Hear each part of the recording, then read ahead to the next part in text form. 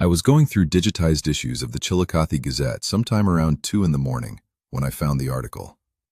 September 14th, 1888. A farm crew outside Chillicothe, Ohio had broken through the floor of an earthen mound while clearing land for a new fence line. The foreman, a man named Elias Cutter, described what they found inside. 17 skeletons arranged in a circle, each one seated upright facing inward toward a central object. A copper disc approximately 18 inches in diameter, its surface covered in geometric markings nobody in the crew could identify. Cutter had a measuring rod with him. He used it. The skeletons ranged in height from 6 feet 4 inches to 7 feet 2 inches. The tallest one, he wrote, had a jaw wide enough that Cutter held his own fist inside the orbital opening without touching the sides. I read that paragraph 3 times. Then I went looking for the follow-up article. The one that would explain what happened to the skeletons, what happened to the copper disc, who came out to examine the site. That article doesn't exist. There was a brief notice in the Gazette 4 weeks later, a single sentence, stating that representatives of the Smithsonian Institution's Bureau of Ethnology had visited the site and removed materials for study. No description of what was removed, no name of the representative. No date of the visit beyond recently. The Smithsonian's Bureau of Ethnology has no record of a collection from Ross County, Ohio in the autumn of 1888. The copper disc is not in any accessible catalog. The skeletal measurements Elias Cutter recorded in his foreman's report, which I found in the Ross County Historical Society archive, filed under a folder marked Miscellaneous Land Clearance, 1887 to 1891. Those measurements do not appear anywhere in the Smithsonian's published survey of Ohio mounds, released in 1894. That survey is 430 pages long. It covers Ross County extensively. It does not mention the Cutter site. I want to tell you about that survey, and about the 50-year window when the ground was being opened everywhere at once, and about what kept coming out of it before the institutions that would later deny it had finished building themselves. There is a specific period in the history of this continent, roughly 1870 to 1920, when the physical record of what came before was briefly, incompletely, and in many cases irreversibly visible. The transcontinental railroad was being driven through terrain that no industrial tool had ever touched. Farmers were plowing fields whose subsurface had been undisturbed for centuries. Mining operations in California, Nevada, and Colorado were cutting shafts through geological layers that had been sealed since before any known human presence on the continent. And the people doing this work, the foremen, the surveyors, the local physicians called in to examine what came up. They wrote it down. They filed reports. They sent letters to newspapers. The newspapers printed them. What happened next was not suppression in the dramatic sense. It was more like a slow administrative overwrite. The Smithsonian's Bureau of Ethnology, established in 1879 under the directorship of John Wesley Powell, conducted the largest systematic mound survey in American history between 1882 and 1890. They sent agents to hundreds of sites across the Ohio and Mississippi valleys. They collected, they cataloged, selectively, and they published a final report in 1894, written primarily by Cyrus Thomas, that established what the mound builders were: a collection of Native American cultures, ancestors of the people already living in the region, builders of modest ceremonial earthworks whose sophistication had been exaggerated by earlier, romantically inclined observers. That was the conclusion. And once it was the Smithsonian's conclusion, it became the only conclusion that mattered. The problem is the physical record from those same years, filed in county historical societies and regional newspaper archives, and the personal correspondence of local physicians, does not match the Smithsonian's conclusion. Not in the details that should be easiest to get right. Not in the measurements. I keep coming back to the measurements. The Cutter site skeletons were not the only ones. I want to be precise about this because it is the kind of claim that is easy to dismiss as folklore, and I am not interested in folklore. I am interested in what was physically recorded by named individuals in documents I can point to. In August of 1880, workmen grading a road outside Brush Creek Township in Muskingum County, Ohio, broke open a mound and found a burial chamber. The find was examined by Dr. J. W. Hartman, a physician practicing in Zanesville, whose account was published in the Zanesville Courier on August 22nd of that year.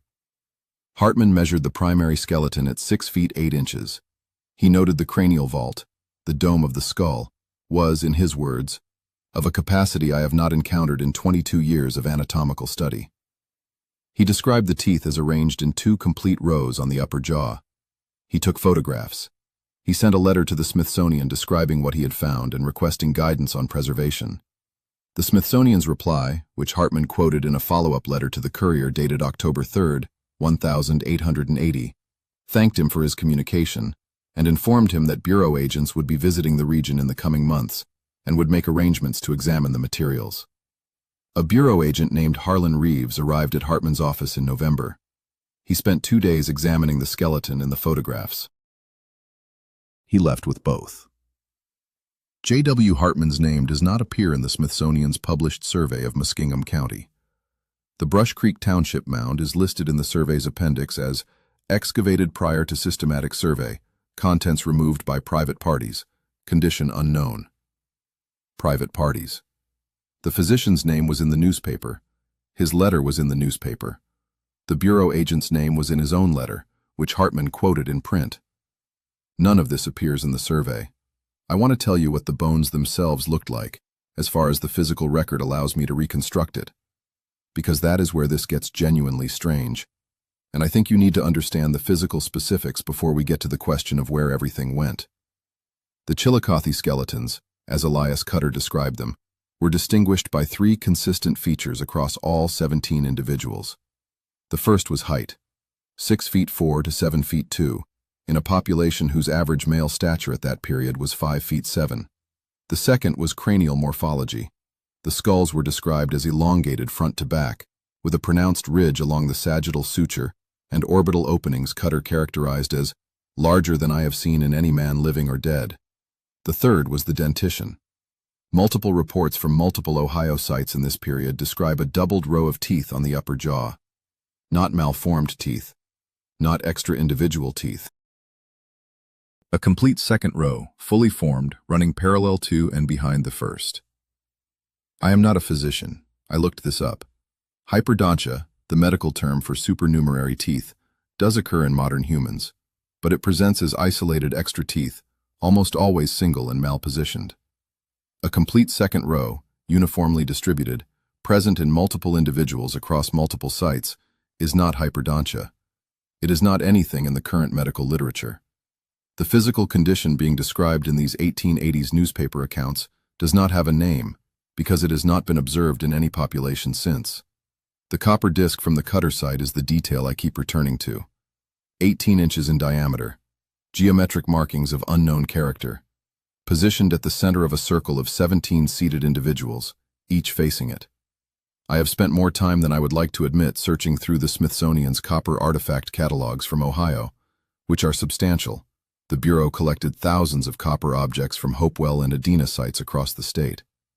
The disc matching Cutter's description, 18 inches, geometric surface markings, Ross County provenance, 1888 collection date, is not in any catalog I have been able to access. I wrote to the Smithsonian's National Museum of Natural History in 2022 and asked specifically about copper disc artifacts from Ross County, Ohio, with collection dates between 1885 and 1895. The response I received stated that the museum's Ohio copper collection is extensive and not fully digitized, and that a research appointment would be required to examine physical catalogs. I requested the appointment. I was informed that the relevant collection was currently in storage and inaccessible pending a facilities renovation.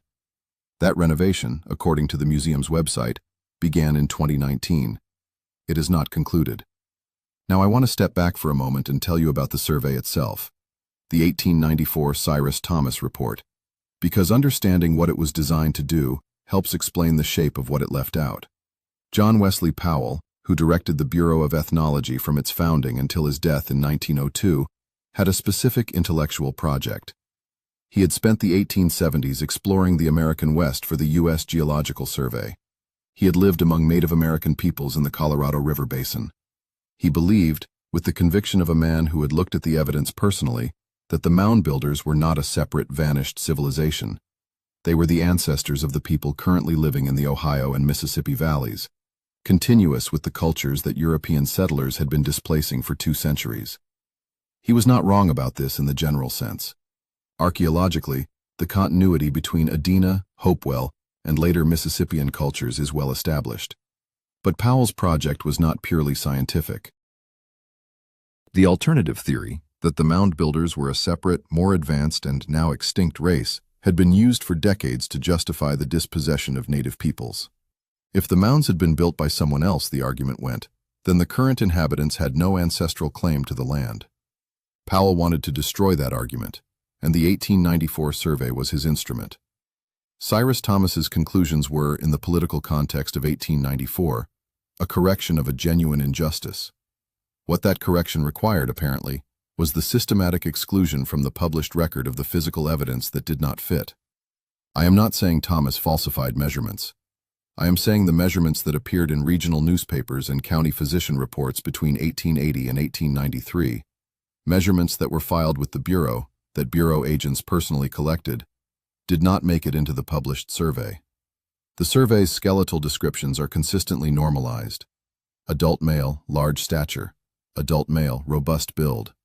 The specific numbers that Hartman and Cutter and the dozen other local observers recorded, those numbers are not there. Once I understood what was happening with the Ohio material, I started looking for the same pattern elsewhere. You find it fast. In the summer of 1883, workers for the Northern Pacific Railroad cutting grade through the Tongue River Valley in southeastern Montana broke into a subsurface chamber at 42 feet below the original surface. The foreman, Thomas Birch, filed a report with the railroad's engineering division. That report describes a stone-lined room approximately 20 feet square with a ceiling of fitted limestone slabs. Inside were 3 skeletons, each seated against the walls, each facing the center of the room. Birch measured the largest at 7 feet 1 inch. The Helena Independent ran a short item on September 6, 1883. A Smithsonian agent named in Birch's report as W. H. Graves arrived 11 days later. The Northern Pacific's Engineering Archive, donated to the Minnesota Historical Society in 1973, does not contain Birch's original report. The Helena Independent ran no follow-up. In 1895, an agricultural drainage project in County Roscommon, Ireland, exposed a stone chamber beneath a Bronze Age ring fort at a depth of 9 feet. The chamber contained 5 skeletons. The examining physician, a Dr. Patrick Ford of Roscommon Town, submitted a report to the Royal Irish Academy describing average skeletal height of 6 feet 6 inches and cranial volumes he estimated at 30 to 40% above the normal European range. The Royal Irish Academy's published proceedings for 1895 contain no mention of the Roscommon chamber. Ford's report exists in the Academy's unpublished correspondence file, catalogued but not digitized. In 1901, railroad workers laying track for the Central Argentine Railway in the Pampas region near Córdoba broke through the roof of a subterranean structure at 30 feet. The Argentine National Museum sent a representative, Dr. Florentino Ameghino, who was at that time the most prominent paleontologist in South America. Ameghino published a preliminary note in the Revista del Museo de la Plata, describing a stone-lined chamber containing skeletal material of anomalous dimensions. His full report was never published. Ameghino died in 1911. The skeletal material from the Córdoba site is not in the La Plata Museum's accessible collection. In 1906, construction of the Benguela Railway in Portuguese West Africa, modern Angola, exposed a series of chambers cut into granite bedrock at 28 feet below the surface. The colonial administrator who examined the site, Captain Augusto de Castillo, sent photographs and a written report to the Lisbon Geographical Society. The report described stone cutting of a precision Castillo characterized as beyond the capacity of any tool I have seen used in this territory. The photographs arrived. The report arrived. The Geographical Society's records show both items received. Neither is currently in the Society's accessible archive. The collection they would have been filed in was reorganized in 1926. What I am describing is not a coincidence. It is a pattern with a specific shape. A find is made, a local observer with professional credentials records it in detail. The record enters a publication of some kind, a newspaper, a medical journal, a colonial administrative report. An institutional representative arrives, the physical material is transferred, and the detailed record disappears from the institutional archive, while the local publication remains, uncontradicted and unacknowledged. The same pattern, different continents, same 50-year window. I want to be precise about what the Smithsonian's official position was, and is, because the dismissal has a specific form, and that form has specific vulnerabilities. In 1894, Cyrus Thomas wrote in the survey's conclusion that reports of anomalously large skeletal remains from mound excavations were the product of imprecise measurement by untrained observers, the natural tendency toward exaggeration in newspaper reportage, and in some cases the deliberate fabrication of sensational claims for commercial or reputational purposes. This is the institutional position that is held, with minor variations, for 130 years. Thomas's argument requires that Elias Cutter was lying or incompetent. It requires that J.W. Hartman, a licensed physician with 22 years of anatomical practice, did not know how to use a measuring rod. It requires that Thomas Birch, a railroad construction foreman whose job depended on precise physical measurement, invented the dimensions in his report. It requires that Patrick Ford of the Royal Irish Academy, Florentino Amagino of the Argentine National Museum, and Captain Augusto de Castillo of the Portuguese Colonial Service were all, independently, either liars or fools. That is a lot of untrained observers, across 4 continents, all making the same specific errors in the same specific direction, always too tall, always wrong in the same way, in the same 50-year period. There is also the physical stratigraphy. This is the detail I find hardest to argue away. The Cutter site mound outside Chillicothe sat at the center of a larger earthwork complex that had been partially excavated in earlier decades. What the stratigraphy shows, and this is documented in the county surveyor's records from 1874, before Cutter's crew arrived, is a site with 3 distinct construction phases visible in cross-section. The uppermost phase, dated by associated artifacts to roughly 500 to 800 CE, shows standard Hopewell construction, basket-loaded earth, structured in layers, with the tool marks of wooden implements visible in the compressed soil. The middle phase, dated earlier, shows finer construction, the earth compacted more densely, the layering more regular. The lowest phase, which the 1874 survey did not fully excavate, shows something different. Not earth construction at all, but a stone-lined chamber cut into the bedrock, its walls fitted with limestone blocks whose contact surfaces are flat to within tolerances. The county surveyor, a man named George Aldrich, described in his report as comparable to dressed masonry of the finest European type. Aldrich was not describing the Hopewell construction. He was describing what was underneath it. The Hopewell people built on top of something that was already there. The chamber Cutter's crew broke into in 1888 was not Hopewell construction. It was the earlier layer, the layer Aldrich had noted 14 years before but not excavated. The 17 skeletons and the copper disc were in the lower chamber, the one cut into bedrock with limestone facing fitted to tolerances that Hopewell tools, groundstone, bone, wood, cannot produce. I looked up what it takes to produce a flat stone surface accurate to within 1 millimeter across a 6-foot face.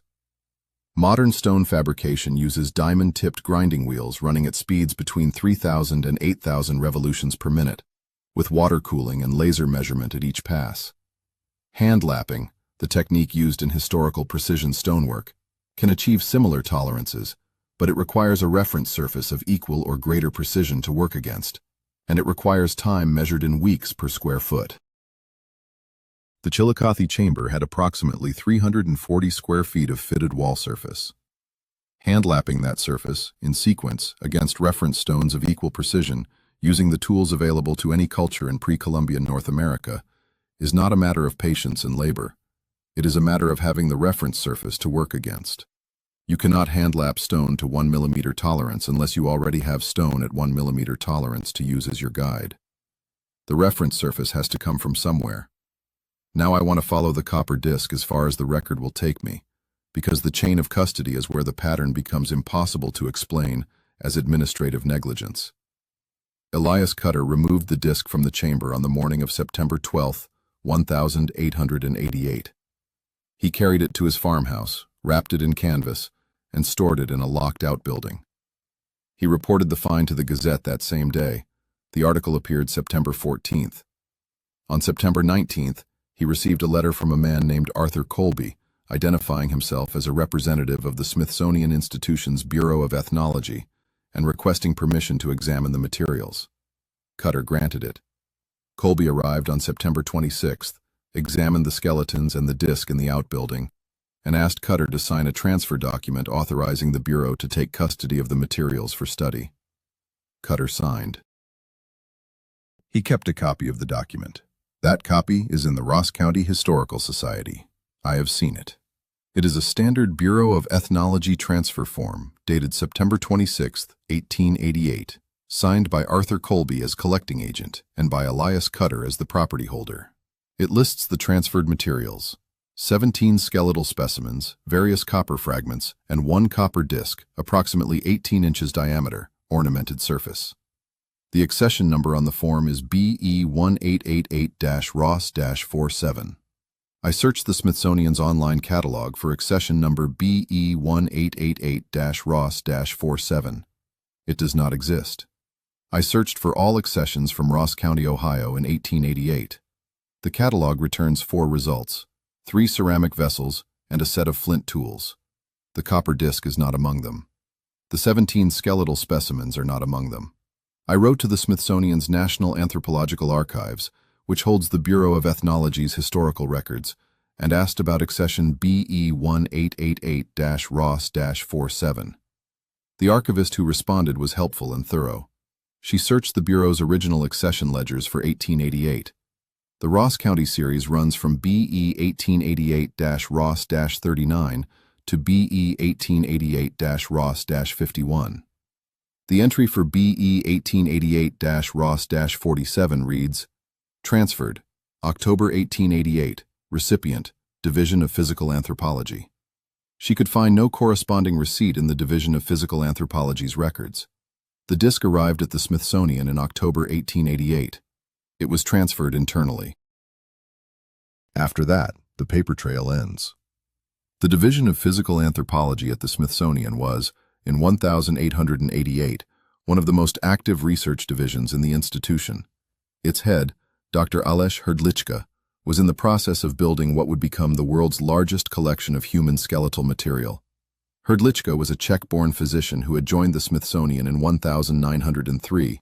He was not there in 1888. But the division he inherited had been collecting aggressively for 2 decades before his arrival.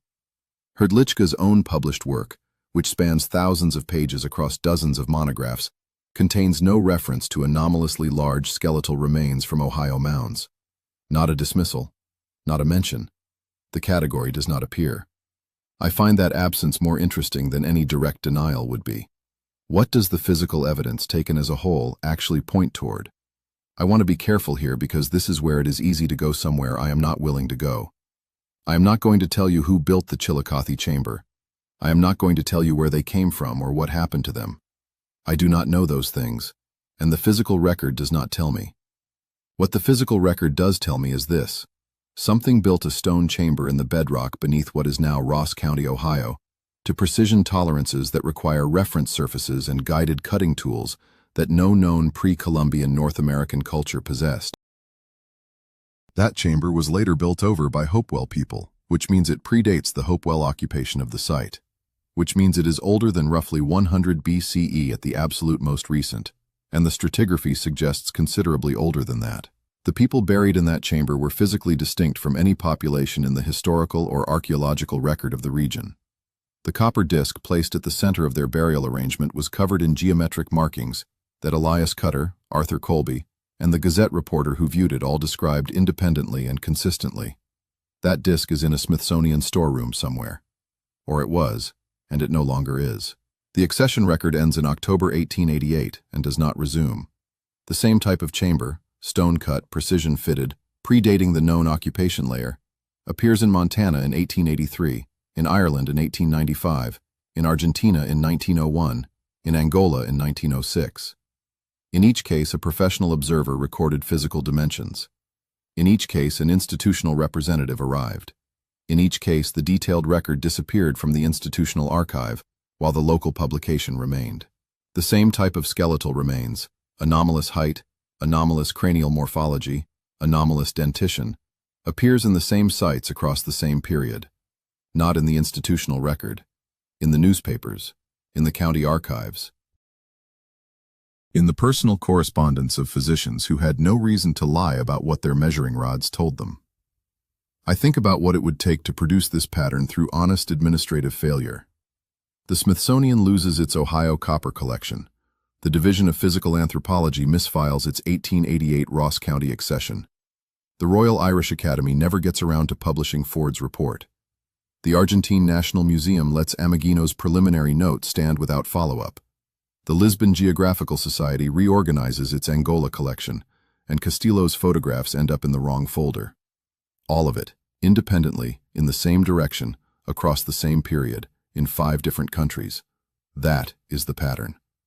I keep coming back to the transfer document in the Ross County Historical Society, the one with Arthur Colby's signature and the accession number that leads nowhere.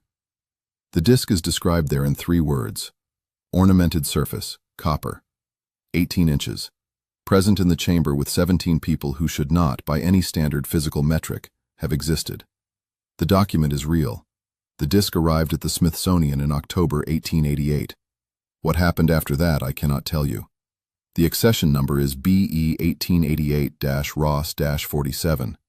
If you know where it leads, I would very much like to hear from you.